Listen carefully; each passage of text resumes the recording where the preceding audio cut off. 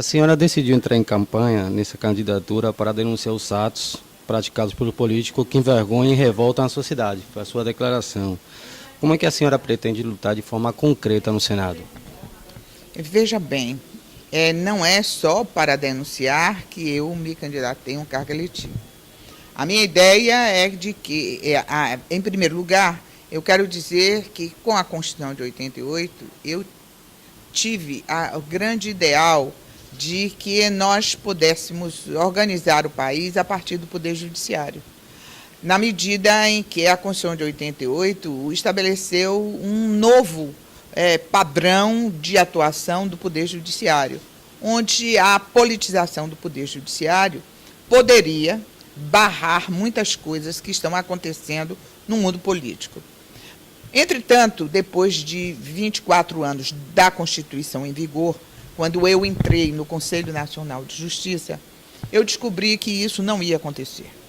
Eu entendi que os problemas do judiciário eram problemas muito históricos, antigos, né, e estavam enraizados no poder, e faltaria estrutura adequada para este enfrentamento.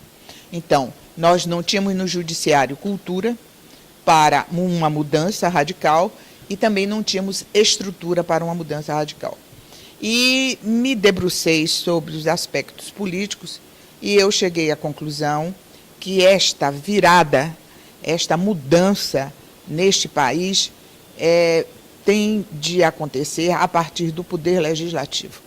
E foi aí que eu me decidi por começar a estudar um pouco o legislativo brasileiro e encontrei um legislativo esfarangalhado, porque está absolutamente desmoralizado perante a sociedade brasileira, que não acredita mais, né? Não acredita nessa possibilidade de políticos corretos, políticos sérios, e entendem que as pessoas sérias não devem ser políticas, porque as pessoas vão entrar para se machucar, para denegrir a sua imagem. Eu mesma recebi muitos conselhos, no sentido de que eu me afastasse disso, que eu não podia me meter em política. Qual é a minha avaliação? A minha avaliação é a seguinte: para você ter democracia, você tem de ter políticos que façam política. E não é negando que a gente vai conseguir esta mudança que todos nós precisamos. De forma que eu resolvi enfrentar. Essa minha candidatura é uma candidatura de enfrentamento, onde eu estou tentando chamar a atenção para o fato de que uma pessoa que não precisa disso, que não é do ramo, tem condições e tem coragem de enfrentar a política para tomar esse espaço público. É uma espécie de reintegração de posse de um espaço público que pertence às pessoas de bem, às pessoas sérias. Para quê? Para fazer uma política séria. Isso é fácil? Não, isso é muito difícil. E é muito difícil porque a própria legislação é uma legislação que conduz ao continuismo. Quem faz a legislação são os próprios que se nutrem desta legislação. E tudo na política brasileira é feita para que os novos não tenham chance de entrar. E sejam sempre as mesmas pessoas. É uma espécie de ciranda. E as pessoas vão e as pessoas voltam, as pessoas vão e as pessoas voltam, e fica tudo na mesma coisa. Todos clamam por mudança, todos falam que querem uma mudança, todos falam das mesmas coisas que o país está carecendo. Qualquer candidato político fala que eles têm projeto de educação, tem projeto de saúde, tem projeto de segurança pública, tem um projeto para fortalecer a federação, os mais letrados fazem isso, porque os municípios não podem continuar do jeito que está. E aí nós perguntamos o seguinte: se todos querem a mesma coisa, por que é que nós não conseguimos? E nós não conseguimos porque exatamente está neste campo, nestas áreas que são tão carentes para a nação brasileira, o celeiro dos grandes golpes para financiar as próximas eleições. Então, nós precisamos, antes de tudo, fazer uma reforma política, para nós barrarmos toda esta questão desse arcabouço jurídico que se chama eleições, né? Falar só em financiamento de campanha não vai adiantar, porque o financiamento de campanha é um aspecto. Nós precisamos mexer em toda a estrutura política para, primeiro, favorecer a municipalização. É um município que tem de estar fortalecido. Por quê? Ninguém mora na União, ninguém mora no Estado. A gente mora no município. É no município que nós temos o desenvolvimento da nossa família, da nossa atividade, onde nós estamos no dia a dia. E é o município que tem de ser favorecido. E esta primeira mudança de fortalecimento da municipalização é importantíssimo, com que o voto distrital, que é o voto do cidadão que está tete a tete com aquele que vai governar esse município, aquele distrito. Então, esse é o primeiro passo. E nós acabarmos com essa dinheirama na eleição. Ninguém aguenta mais. E nós sabemos que uma eleição, por exemplo, para senador, eles dizem, custa 50 milhões. Uma eleição para governador, 150 milhões. De onde sai esse dinheiro? Dos cofres públicos. Então, os tolos dizem, nós vamos financiar, nós contribuintes, vamos financiar a campanha. Ora, nós já financiamos. Esse dinheiro não sai da atividade privada. Muitas vezes isso é dado por empresas. As empresas dão com a mão e tiram com outra. Principalmente porque, mesmo as empresas sérias que contribuem, eles abatem no imposto de renda. Significa que essa dinheirama toda, que faz parte da eleição, sai do bolso do contribuinte. Agora, do jeito que nós estamos hoje, eu tenho medo que continue tudo e partamos só para o financiamento público de campanha. Porque nós já sabemos que isso não vai dar certo. Porque quem seriam os partidos financiados? Nós sabemos, não é? Porque com esta preferência pelos partidos maiores, os pequenos partidos ficam absolutamente sem condições de sobrevivência. Daí partirem estes partidos menores para a negociação, onde eles vendem tudo. 3, 4 pessoas se reúnem, criam um partido e passam a negociar o fundo partidário, o nome do partido, o horário na televisão, tudo, para ganhar dinheiro com o partido. É como se fosse uma empresa para 3, 4 pessoas se manterem, né? Manterem como empresários. De forma que nós precisamos mexer em toda a estrutura político-partidária. A senhora está concorrendo a uma vaga no Senado contra a Gedel Vieira Lima, Otto Alencar, que fazem parte dessa política há muitos anos em Salvador, na Bahia. Como é que a senhora pretende conquistar os votos, principalmente em torno dessas duas figuras? Eu não menosprezo absolutamente a força dos meus concorrentes. Eles são pessoas poderosas, com toda a máquina a seu favor, além de ser um político muito hábil, muito querido. É uma pessoa que todo mundo gosta dele. O segundo é um candidato já bastante conhecido dos baianos e tem muito recurso. Pertence a um partido grande, com uma capilaridade grande em todo o Estado. E se nós fôssemos fazer uma comparação bíblica, eu diria que eu sou Davi contra 2 Golias, né? Eu não tenho um Golias, eu tenho 2 Golias. Eu não menosprezo. Agora, eu acredito em uma coisa que se chama força viva da sociedade. É o que Marina Silva fala muito. O que é força viva da sociedade? A sociedade indignada começa a ter uma participação maior. Uma participação como? Elegendo não por partido, elegendo pessoas e verificando, diante dos novos meios de comunicação, que elas têm condição de checar quem é cada um dos candidatos, olhar a biografia, examinar a biografia e escolher aquele que é mais adequado.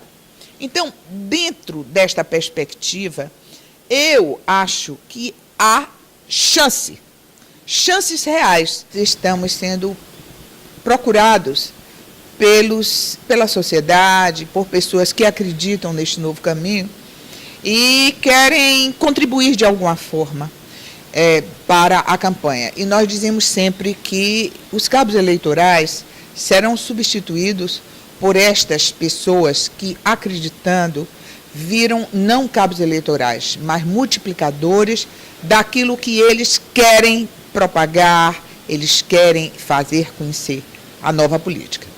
Isso está sendo uma das coisas mais lindas que eu já vi.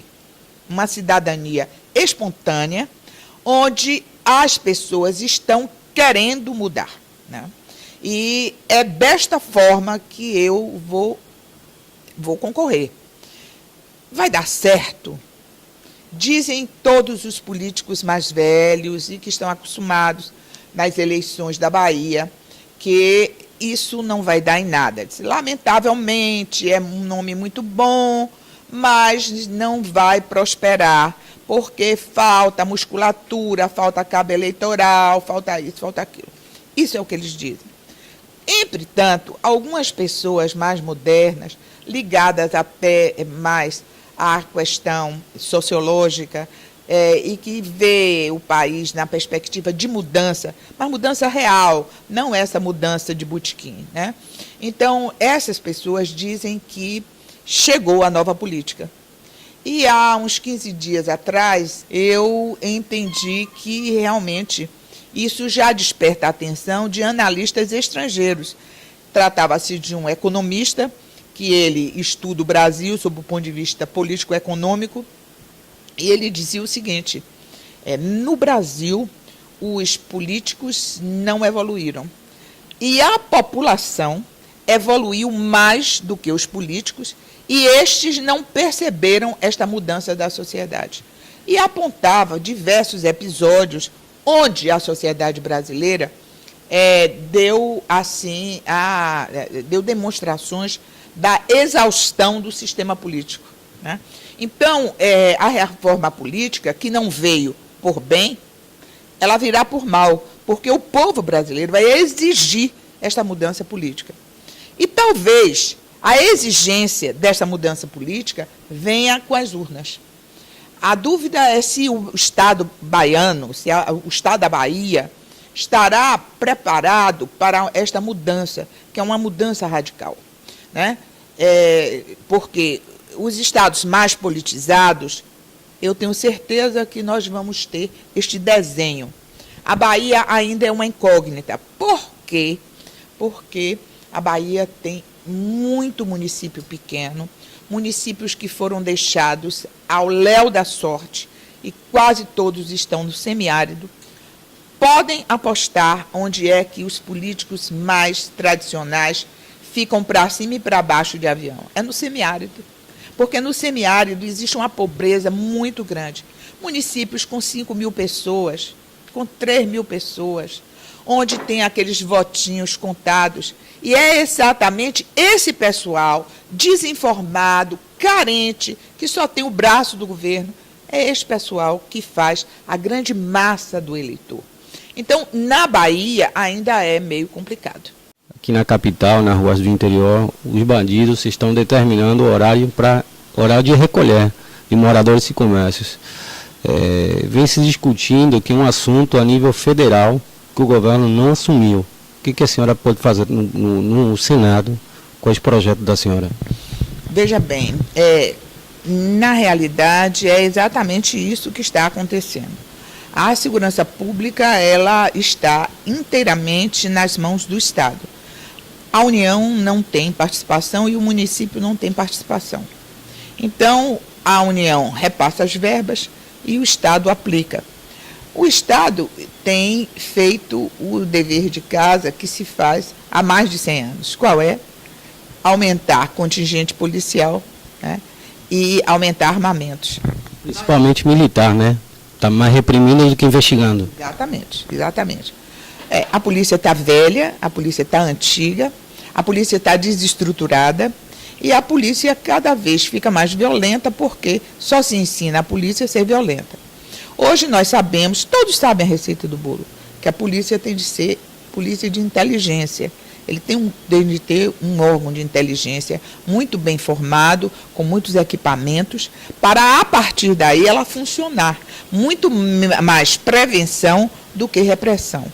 Mas isso são detalhes, porque, no fundo, nas linhas políticas, e é o que eu defenderei no Senado, é que a segurança pública seja federalizada, no sentido das linhas mestras da segurança pública sair da União.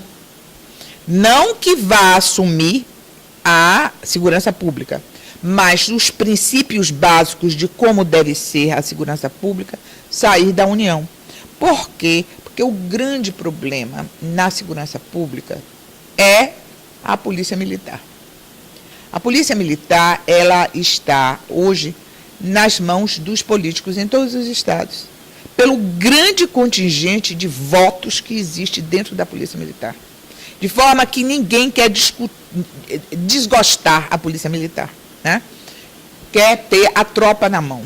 E os arautos todos de defesa dos interesses da polícia são candidatos a cargos eletivos. E a polícia não tem uma representatividade própria, sua, porque ele não tem sindicato, né? Então, como ele não tem sindicato, ele fica à mercê das associações e o governador fica premido por outras categorias sindicalizadas que exigem e vão para a justiça discutir o aspecto das suas necessidades. E, em relação à segurança pública, como eles são militarizados, eles não têm sindicatos, eles não têm representatividade política e o governador faz com eles o que quer. Enquanto os políticos começam, muitas vezes, a jogar a tropa contra o governador, criando-se dentro da polícia verdadeiros quistos, onde toma partido de um lado do outro. Então, o coronel não se entende bem com o capitão não se entende bem com a tropa, e começa a haver, dentro da polícia militar, uma desagregação. Outro ponto, e isso muito em relação à política da Bahia, é uma falta de tato muito grande, uma falta de jogo político em relação ao policial. O policial na Bahia está sendo maltratado, ele não está sendo ouvido. E na última reestruturação que nós tivemos para a Polícia Militar, isso foi colocado nas mãos do secretário de Segurança Pública. Quem é o secretário de Segurança Pública? Um homem sério, um homem correto, um homem jovem, mas da Polícia Federal. Isso foi um horror para a Polícia Militar, porque eles se sentiram extremamente agredidos em estar na cúpula das negociações, da sua reestruturação, alguém que é estranho à tropa, alguém que é da Polícia Federal. E nós sabemos que, historicamente, a Polícia Militar ela não está bem com a Polícia Federal, né? As duas se estranham por uma série de circunstâncias históricas e tal. Então, isso foi uma coisa muito ruim para a questão da polícia na Bahia. De forma que nós precisávamos ter um direcionamento que fosse da União, porque isto faria com que houvesse a distensão dessas dificuldades que hoje os governos encaram dentro da corporação militarizada. Então, as linhas básicas sairiam do Estado, desmilitarizávamos a Polícia Militar, eles passariam a ser uma categoria sindicalizada, com representatividade, etc. E nós uniríamos a Polícia Civil, Polícia Militar. Isso não sai da minha cabeça, isso não é um projeto de Eliana Calmon. Isso é um projeto que já existe e está tramitando. Tramitam na Câmara Federal, no Congresso Nacional, diversos projetos em relação à segurança pública. Mas um dos projetos é a PEC 51, que exatamente tem algumas noções básicas sobre isso e parte exatamente desses pontos, né? Mas não houve por parte do governo federal a vontade política de resolver. Quando o presidente Lula tomou posse, ele encomendou isso a um amigo dele, um professor, que levou, é o professor Luiz Eduardo Soares, e ele formou uma equipe muito qualificada e levou o projeto para o presidente, e o presidente disse que ia aguardar um pouco. Com um ano que estava já feito o projeto, o Lula dispensou, dizendo que politicamente ele não tinha condições de propor no Congresso Nacional, porque seria flagrosamente derrotado. Pouco tempo atrás, a presidente Simpojude denunciou a inoperância e a falta de organização do judiciário baiano. Como é que a senhora analisa essa pauta? Todos já são sabedores da minha posição em relação ao poder judiciário baiano.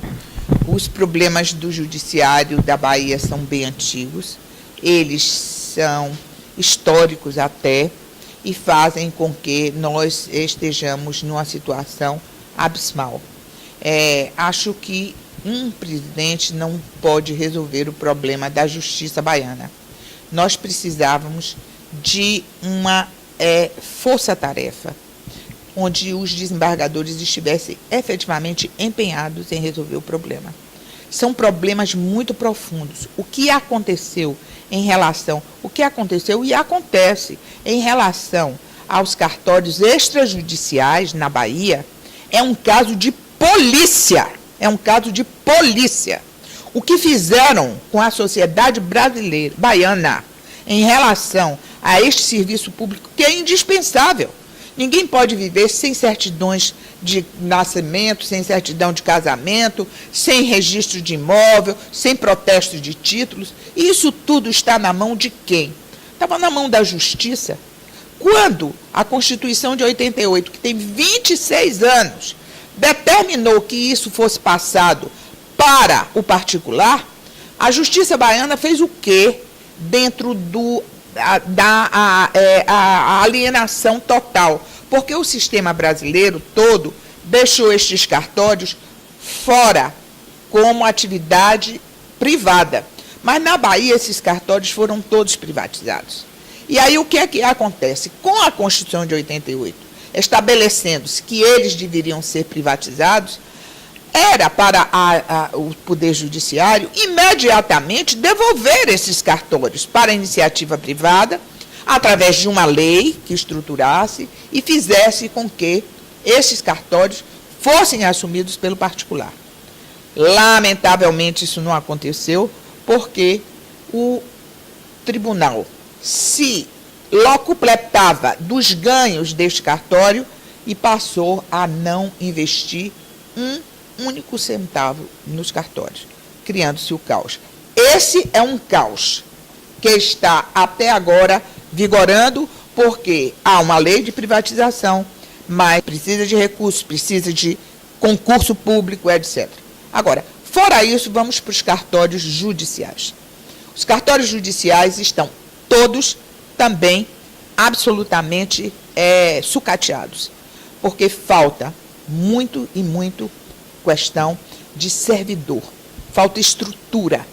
Muitas comarcas do interior estão sendo fechadas. Fecharam 42 comarcas, se não me engano, foram 42. Mais 25 estão para serem fechadas. E isso vai contra os princípios constitucionais hoje vigentes, que, enquanto a Constituição determina o acesso à justiça, né, como princípio, nós estamos fechando as comarcas por falta de verba, por falta de estrutura, por falta de recursos. É um caso lamentável. O Conselho Nacional de Justiça não foi capaz de resolver isto. Eu fiz 3 inspeções na Bahia. Como eles não conseguem resolver o problema da primeira instância, eles conduzem os parcos recursos para o tribunal. Então, o tribunal tem tudo, muitos funcionários. Se forem todos os funcionários para os tribunais, me parece que nem dá para eles caberem todos na mesma sala, né? Os servidores do judiciário hoje estão com o salário totalmente defasado, não se investe na carreira, porque eles não estão sendo capacitados, e desta forma nós estamos com um sucateamento generalizado na parte de servidor público. O servidor público não tem motivação, está desmotivado, totalmente desmotivado. Não acredita na justiça, não acredita nos seus chefes, não considera o tribunal. Ele considera por um dever de ofício, mas intimamente ninguém respeita a justiça. Ninguém respeita o Tribunal de Justiça. No seu íntimo não respeita. E não respeita por quê? Porque a espera tem de muitos anos. Tudo está errado. Tudo está errado. De forma que, para haver, compatibilizar a responsabilidade fiscal, dizem eles, né? A lei da responsabilidade fiscal, com a contratação de pessoal, eles fazem o seguinte: continuam com diversos salários altíssimos salários nos cargos em comissão, e os servidores concursados têm um salário que é um salário absolutamente defasado. Então, em matéria de administração de pessoal, e eu estou dizendo isso porque na inspeção foi o que apareceu. O Conselho Nacional de Justiça detectou isso. Está nos relatórios. Está nos relatórios. E ninguém é culpado por isso. A gente pergunta, de quem é a culpa? Ah, é uma herança maldita, e uma herança maldita. E essa herança maldita, ela vai ficando e não se resolve, né?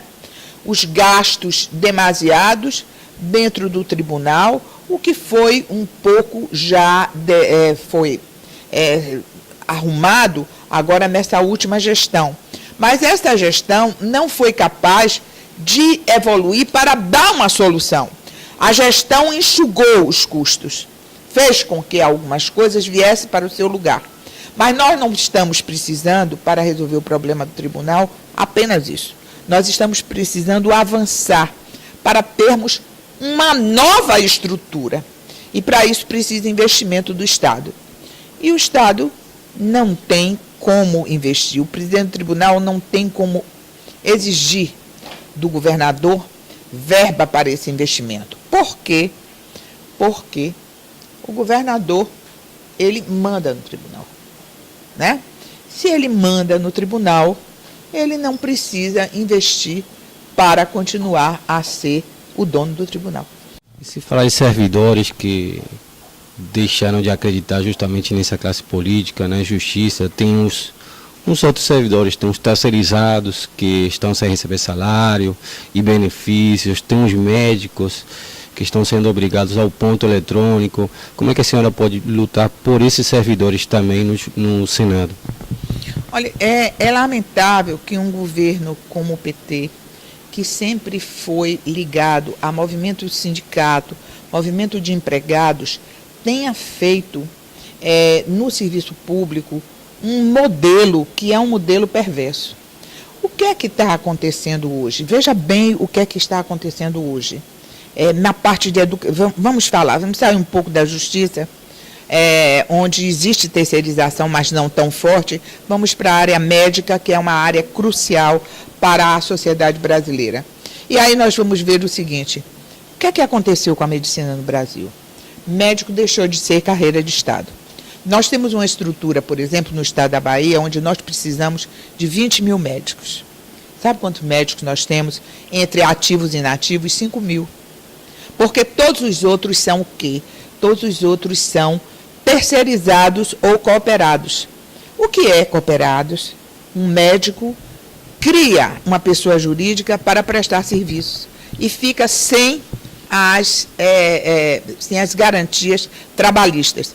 E é interessante, o governo exige do empresário, exige dos particulares o pagamento de todas as verbas sociais, né?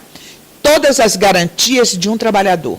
Exige com uma veemência incrível, porque a Justiça do Trabalho ela é absolutamente pertinente em relação aos direitos do trabalhador. Mas em relação aos seus trabalhadores, aos seus trabalhadores do Estado, ele disfarça, ele tira esses direitos através de artifícios. Qual é o artifício? A terceirização, a cooperativa, né? Porque desta forma o médico hoje ele não tem nenhuma garantia. Ele recebe o salário, ele não tem salário, ele recebe pelo que ele faz. É como um pedreiro, um marceneiro, um encanador, que é chamado para prestar serviço e aquele serviço é pago. Sem, inclusive, uma coisa importantíssima, que é a responsabilidade do médico. Hoje, o médico tem uma responsabilidade perante o seu sindicato, perante o seu conselho, mas não tem a responsabilidade de servidor público. Porque se o médico errasse, você poderia, dando uma denúncia, criar o processo administrativo disciplinar contra o médico. Hoje não existe mais isso. O médico é um livre atirador. Deixou de ser carreira. E isso faz com que os médicos fiquem cada vez em piores situações. Porque quem fica nesse serviço de prestador de serviço são os médicos menos qualificados. Os mais qualificados, eles saem, eles vão para fora, e está existindo um êxodo de médicos que estão saindo do Brasil. Está havendo uma recusa dos médicos irem para o interior. Mas quem é que vai para o interior? Se eles recebem um salário no mês, recebem o salário no segundo mês, o terceiro mês em diante, o prefeito diz o seguinte: olha, desculpe, mas eu não tenho dinheiro para lhe pagar. E ele arruma a malinha dele e volta para a capital. E não fez nada e fez uma medicina pífia, porque nos municípios ele não tem hospital, ele não tem aparelhos médicos, ele não tem laboratório e ele não evoluiu. Ele passou remédio de verme e passou melhoral para os clientes, né? Então, é isso que está acontecendo no Brasil, não é na Bahia. Na Bahia, com mais intensidade, porque, por exemplo, eu vivi 26 anos em Brasília, não é assim. A carreira médica lá, ela é respeitada, todo ano tem concurso, mas aqui não se faz concurso há muitos anos. Não se faz concurso e os médicos são desta forma. São arregimentados dessa forma, terceirizados ou cooperados. Desta maneira, nós estamos acabando com as carreiras de Estado, né? Estamos acabando com a carreira do médico, estamos acabando com a carreira do servidor público da justiça, né? Praticamente nós estamos ainda mantendo a carreira dos auditores fiscais, dos fiscais, né, de tributos, porque isso rende dinheiro para o Estado. A carreira de Estado, que por enquanto está sendo respeitada, é esta. Professor, uma das categorias que mais vem sofrendo junto com os médicos aqui no Estado. Os professores não é bom a gente nem falar, não é, porque vem sofrendo há muitos anos. Antes dos médicos já estava a carreira do professor, já estava absolutamente sucateada. A educação no Brasil, ela sempre foi colocada em segundo plano. Eu lembro que eu era bem menina ainda, quando Anísio Teixeira, que era um grande técnico em educação, concebeu o modelo de educação integral para todas as crianças do Brasil e o sistema profissionalizante, de tal forma que quando a criança saísse da escola, ele tinha uma profissão. Então, uma pessoa pobre sairia com uma profissão, né? Isso demorou durante alguns anos. Anísio Teixeira criou no estado da Bahia, que era o estado dele, ele criou aqui as escolas classes e a escola parque, que era um modelo. Várias e várias gerações conseguiram sair da absoluta pobreza, de lares desestruturados, porque a escola supria essa desestruturação da família, porque trazia para si toda a questão de ensino, de lazer, de compreensão pela vida, mas não tirava da família, porque as crianças iam dormir em casa, mas no outro dia passavam o dia inteiro na escola. Esse foi o modelo idealizado por Anísio Teixeira. Esse modelo acabou. Acabou por quê? Qual foi a desculpa que foi dada pelo governo federal para acabar? Bem, nós não temos recursos para investir em todas as crianças do Brasil. Então, nós não vamos privilegiar alguns estados para fazermos esse modelo. Então, vamos desmanchar e fazermos o modelo pífio, que é a criança metade na escola e no outro dia, na outra metade, fica em casa sozinho. E nessa concepção de baixar e nivelar por baixo, foram os professores. Porque, com essa ideia de que não existe verba suficiente para a educação, a primeira coisa que fizeram foi o seguinte: cortar os salários dos professores. O professor, antigamente, era uma pessoa que tinha um nível social muito bom, era aquela pessoa ouvida pela sociedade, ganhava bem, era uma pessoa instruída, era uma pessoa interessada, era um status ser professor, né? Com a defasagem do salário, foi caindo o nível. Existem muitos professores vocacionados, mas para ele ser vocacionado e ser professor, ele tem de ter um rendimento outro, porque hoje um professor não pode viver só com o que ganha. Se a gente for para o professor primário, aí é uma tragédia, porque o professor primário, além de ter salários baixos, ele não tem o quê? Ele não tem estrutura. Ele vê as crianças que falta tudo, né? E isso é de uma importância fundamental, a escola ter uma estrutura, porque a escola hoje, diante da grande dificuldade das desestruturações familiares, a escola supre isso. Eu, por exemplo, no outro dia estava vendo um programa sobre o fenômeno que aconteceu no Piauí. Piauí, um dos estados mais pobres da federação, com um nível de êxodo nas escolas muito grande, e de repente mesmo, em menos de 5 anos, ele dá um pulo e passa a ser um dos maiores índices de aproveitamento na escola. Que fenômeno é esse? O que é que aconteceu? O que aconteceu foi o seguinte: um sistema onde eles agregam a família à escola. E, ao mesmo tempo que as crianças são educadas, também são educados os pais.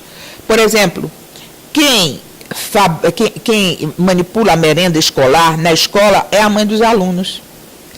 Quem faz a limpeza da escola é mãe de aluno. É o pai que faz a pintura da escola, que conserta o telhado. Então, desta forma, a escola mantém os pais junto da escola. Isso faz com que os alunos fiquem extremamente orgulhosos. E isso começa a despertar nas pessoas, até as pessoas mais simples, o quê? O gosto por estar colaborando com a escola do seu filho. É o que existe no estrangeiro, a participação da família na educação do filho. Não é só jogar na escola, é participar também. Isso nós não temos, né? Isso nós não temos. E os nossos professores estão aí ao léu da sorte, né? Eu não sei a que ponto nós vamos chegar com o que está acontecendo. E eu vejo dizer que falta verba. Mas falta verba como? Se, voltando novamente para a ideia de desperdício, quanto o governo gasta em propaganda? As televisões estão cheias de propaganda do governo. Agora acabou, porque estamos no período eleitoral. Mas até um dia antes de começar, nós estávamos aí vendo propaganda do governo, né? a Bahia de todos nós, por exemplo, quanto é que custa essa propaganda? Não seria bom nós investirmos menos em propaganda? Afinal, para que o governo faz propaganda de si mesma? Quem tem de fazer propaganda do governo é o povo, né? Então, pegue esse dinheiro e faça um investimento correto.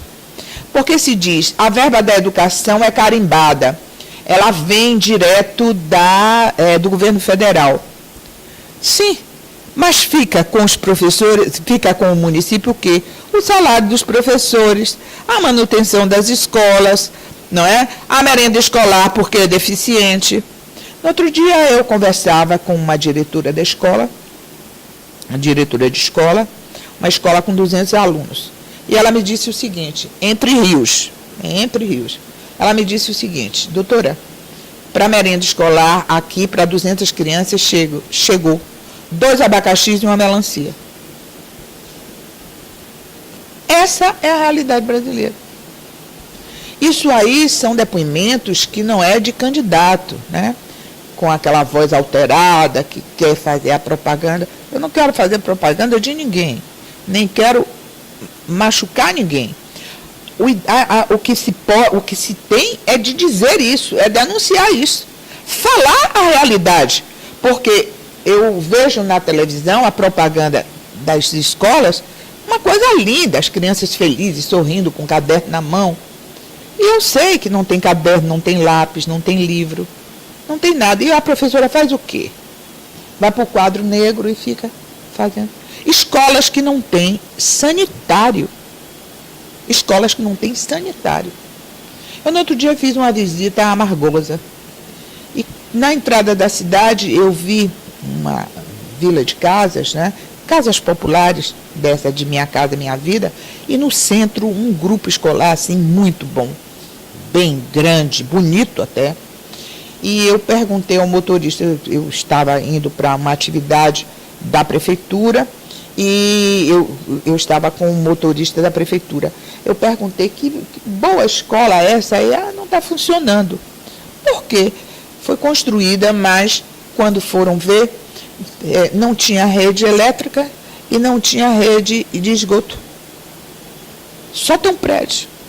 Só tem um prédio. Eu disse, e os responsáveis por isso? O processo está aí rolando.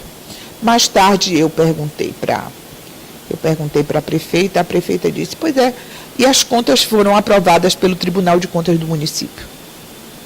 E isso está rolando ainda aí.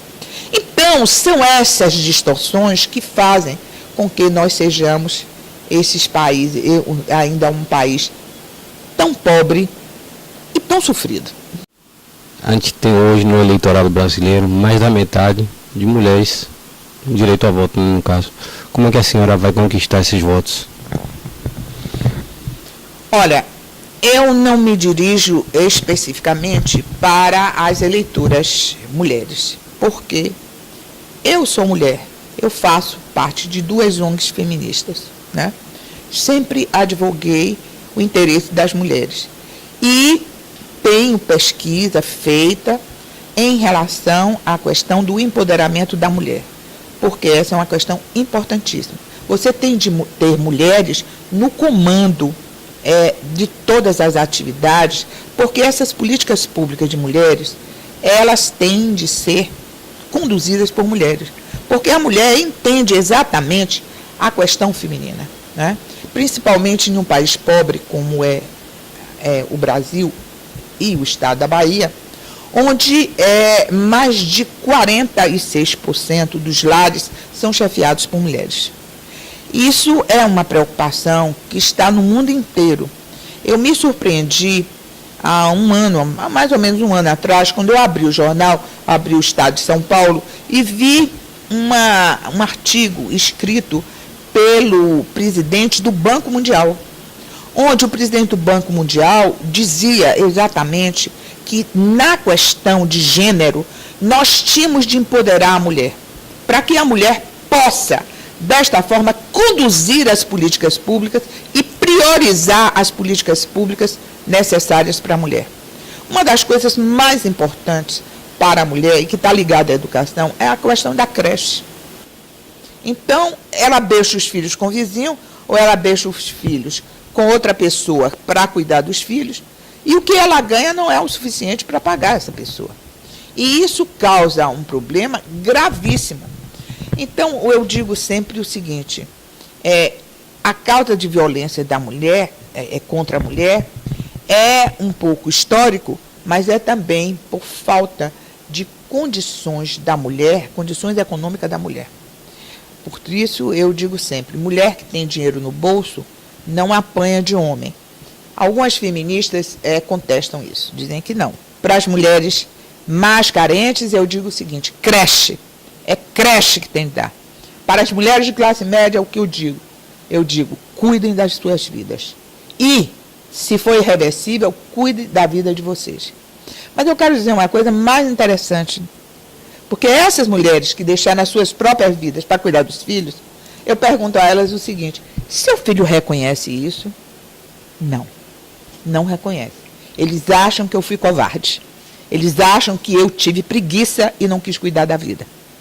Os filhos não perdoam a covardia. Os filhos não perdoam a falta de iniciativa. Por fim, eu quero dizer que a vida não perdoa o covarde. Por isso é que as mulheres têm de ir para a luta como sempre lutaram.